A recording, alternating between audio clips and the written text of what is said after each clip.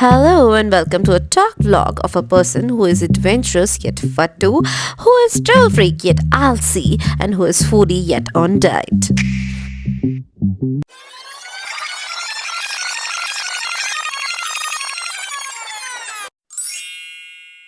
Good morning Banaras. क्योंकि आज हमारा बनारस के ट्रिप का पहला दिन है और अब मैं अपनी सुबह की शुरुआत करूंगी एक प्यारी सी हरी सी ग्रीन सी टी के साथ।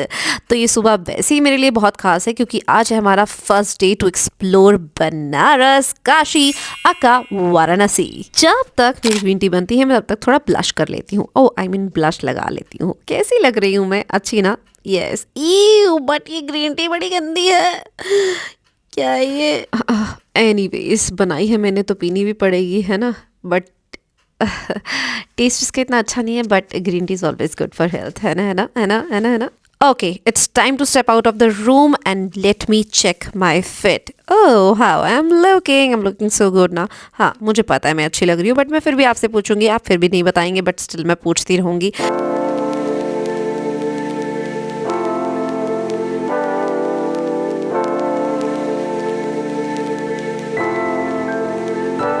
So after stepping out of room and my hotel, we are checking in into Banaras गली नंबर 1। गली नंबर 1 इसलिए क्योंकि पहली बार मैंने यहाँ की गली में यही पैर रखे थे और काशी के रोम में रोम करने के लिए हमें पैदल तो चलना था। तो उसी पैदल चलने की वजह से हमें यहाँ बहुत सारी पान की दुकानें दिखी, फूल की दुकानें दिखी और बहुत कुछ ऐसा जो हम अपने आगे बनारस की ट्रिप पे एक्सप्लोर करने वाले थे। पर सबसे पहले जो बहुत जरूरी था वो था काल भैरव जी के दर्शन, क्योंकि कहा जाता है कि बनारस में जो भी आता है कहीं भी जाने से पहले सबसे पहले काल भैरव जी के दर्शन होते हैं। तो हम जा रहे थे काल भैरव मंदिर ताकि उनके दर्शन से हमारा चेक इन बनारस में तो पक्का हो जाए।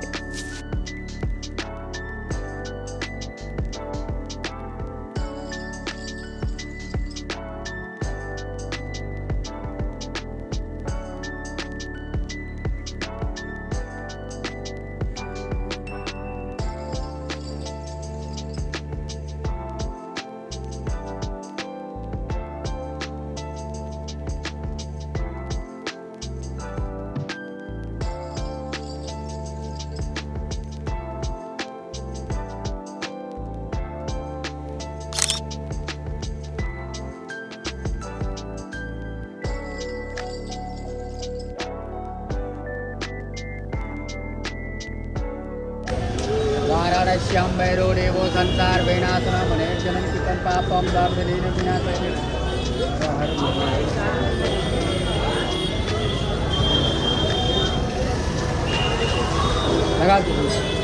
ये छोटी छोटी रिलीजियस चीज़ें मुझे बहुत पसंद है। जैसे वृंदावन जाती हूँ ना तो वहाँ पर भी ये तिलक लगाना, राधा रानी तिलक, और यहाँ पर ये वाला तिलक, ये तो मस्त था। तो मैंने ये लगाया और साथ साथ वहाँ गलियों के साथ जो इसका कॉम्बिनेशन बैठ रहा था क्या बताऊँ। और भाई साहब गलियाँ, ओहो हो, हर हर महादेव, वो देखते ही मुँह से निकल रहा था जय शिव शंभू जय भोलेनाथ। पर अभी हम जा रहे थे काल भैरव जी के दर्शन करने और एक तरह से काशी में अटेंडेंस लगवाने।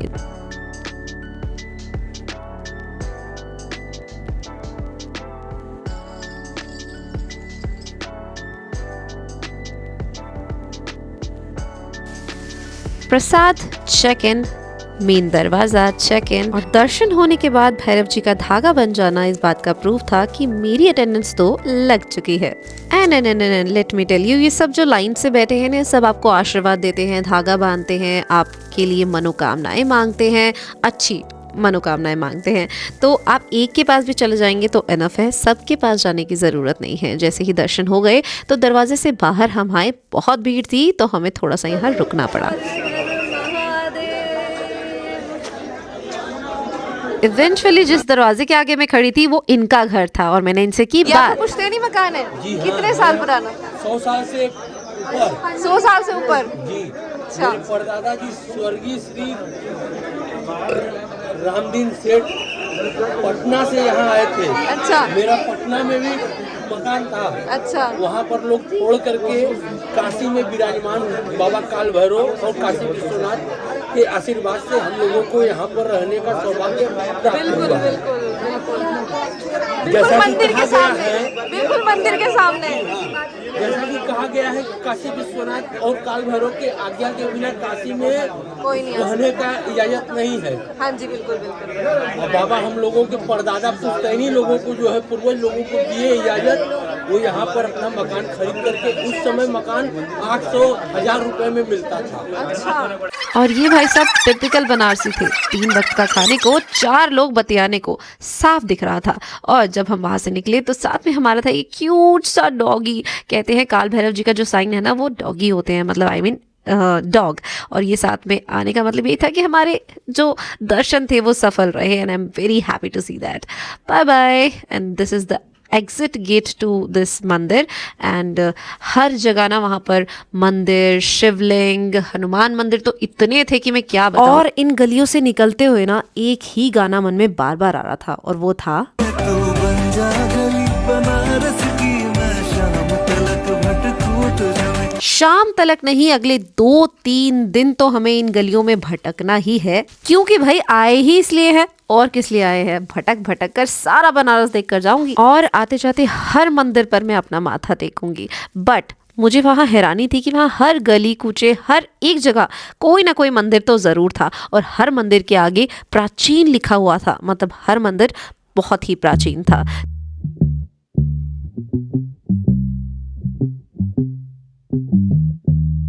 And as you know I am a foodie yet diet conscious, तो वहाँ पर खाना देख देख कर मेरे मुंह में आ रहा था पानी, तो मैंने प्रसाद ही थोड़ा सा खा लिया कि थोड़ा सा मेरे क्रेविंग कंट्रोल हो जाएंगे। बट गेस व्हाट, नहीं हुए, और हार कर मुझे जाना पड़ा द राम भंडार। This shop is very famous for kachori and सब्जी, और हर इंस्टाग्राम वाला पर्सन जो यहाँ पर आता है, इन्फ्लुएंसर, वो इसको ज़रूर मेंशन करता है कि यहाँ का खाना ज़रूर खाओ। और सच बताऊँ तो सच में मुझे बहुत टेस्टी लगा, और मैंने 2 बार लिया। फ्री में नहीं मिल रहा था, पैसे देकर मिल रहा था, लेकिन लाइन इतनी लंबी लंबी थी। 2 बारी में भी जब मेरा पेट नहीं भरा तो हम गए सबसे पुरानी प्रसिद्ध हींग की कचौड़ी की दुकान पर, जो कि एक टाइम में ही कचौड़ी देती है। मतलब वहाँ पे एक फिक्स टाइमिंग है भाई, उसके बाद स्टॉक ही खत्म हो जाता है। मतलब आप अगर टाइम पे नहीं गए तो आप शायद वो कचौड़ी खा ही ना पाए। बिल्कुल वैसे जैसे हम टाइम पे नहीं, टाइम से पहले ही चले गए। दुकान खुली ही नहीं थी, अभी भैया जी मसाला ही बना रहे थे। बट हमने मसाले को टेस्ट किया, और हमें उस टेस्ट से ही अपनी तृप्ति करनी पड़ी कि शायद ऐसे ही होता होगा कचौड़ी का टेस्ट भी। एंड अगेन हम निकल पड़े दोबारा से बनारस की गलियों में शाम तलक भटकने के लिए और पैदल चलने के लिए। और उन गलियों में इतना अच्छा अच्छा फूड था, मतलब आप कितना मर्जी रोक लो खुद को, आप खाने से नहीं रोक सकते। उसके बाद हम गए श्रीजी स्वीट्स पर, जो कि बहुत फेमस है मलइयों के लिए। तो वहां पर जैसे ही हम पहुंचे, हमने देखा चारों तरफ लोग मलइयों खा रहे हैं, लाइन में लगे हुए हैं। भाई इतनी लंबी लंबी क्यों, और सभी मलइयों खा रहे थे। तो मैंने सोचा मैं भी लूंगी, मुझे भी ये टेस्ट करना है। तो मैंने आखिरकार लिया अपने मलइयों का दोना, और बहुत ही टेस्टी था। और क्योंकि ये बहुत फेमस डिश है पूरे इंस्टाग्राम पे, या कोई भी बनारस आता है तो मलइयो तो ज़रूर खाता है। आफ्टर मलइयो हमने चखा बनारसी पान, और बहुत ही स्वादिष्ट था। मैंने बोला ना, यहाँ पर खाने का इतना कुछ है कि 1, 2, 3, 4 जितने भी दिन रहो, खाना आपको सरप्राइज करता ही रहेगा। नई नई चीज़ें आपको मिलती ही रहेंगी, और आपको लगेगा अरे ये स्वाद मैंने पहले तो नहीं चखा। बिल्कुल वैसे जैसे हर गली में आपको ऐसा लगता है कि यहाँ मैं पहले तो नहीं आई, कहीं मैं भटक तो नहीं गई, कहीं मैं गुम तो नहीं हो गई। बट अब भटकते भटकते मैं हो गई थी थोड़ी सी बोर, और मुझे जाना था घाट पर, जिसके लिए हम घाट भटके, लेकिन हमें रास्ता मिल ही गया। बट वो रास्ते ओ माय गॉड भूलने लायक नहीं थे।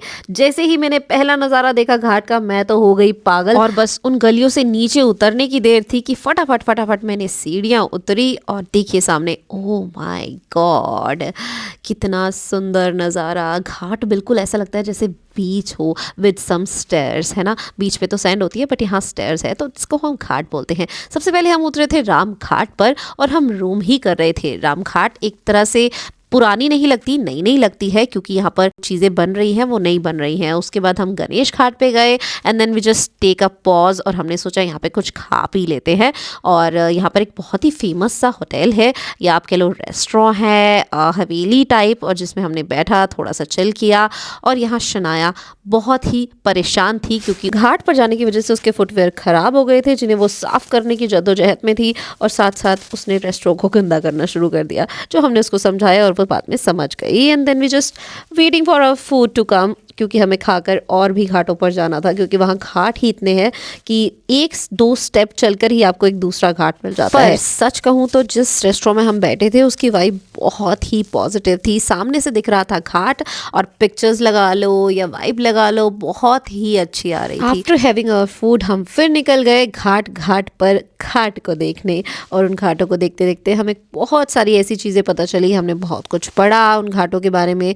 और जो सबसे प्यारी चीज़ मुझे लगी वो ये कि जैसे लोग आइलैंड खरीद लेते हैं ना, वैसे यहाँ पर बहुत बड़े जो राजा हुआ करते थे पहले, जैसे जोधपुर के राजा राजस्थान में या कहीं के भी हों, वो राजा यहाँ पर अपने नाम से एक घाट खरीद लिया करते थे और उसको अपना नाम दे दिया करते थे। बिल्कुल वैसे जैसे यहाँ पर एक नमो घाट भी है जो नरेंद्र मोदी जी को डेडिकेट किया गया है। तो ऐसे ही पहले किया करते थे बहुत रिच लोग जो होते थे। तो दैट इज़ वाई यहाँ पर बहुत सारे घाट हैं और हर घाट का नाम अलग है। और द सरप्राइजिंग थिंग इज़ कि हर घाट उसी एरिया से चीज़ें लाकर बनाई जाती थी जिस एरिया से राजा होता था। और इस चीज़ को आप अलग अलग घाटों पर घूमते हुए ऑब्जर्व भी करोगे कि हर घाट का पत्थर अलग होगा और हर घाट की कारीगरी भी अलग है। तभी आप जैसे ही किसी घाट से दूसरे घाट पर जाते हैं तो आपको चेंज दिखेगा। कहीं पर बहुत ज़्यादा स्टीप सीढ़ियाँ हैं तो कहीं पे बहुत ही फ्लैटन, कहीं पे बिल्कुल पास में पानी है तो कहीं बहुत दूर। तो आपको ऐसा लगेगा कि हर जगह वेरिएशन है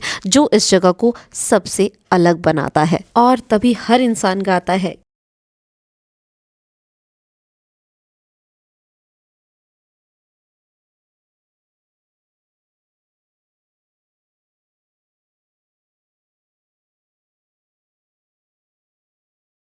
इन बनारस की गलियों में शाम तक भटकने के बाद और इतना चलने के बाद हम गए थे थक।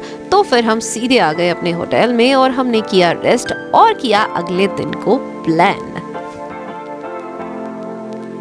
बट हम ये भूल गए we have to live in a moment, क्योंकि अगले दिन से पहले आती है रात और यहाँ पर रात को होती है शयन आरती विश्वनाथ मंदिर में।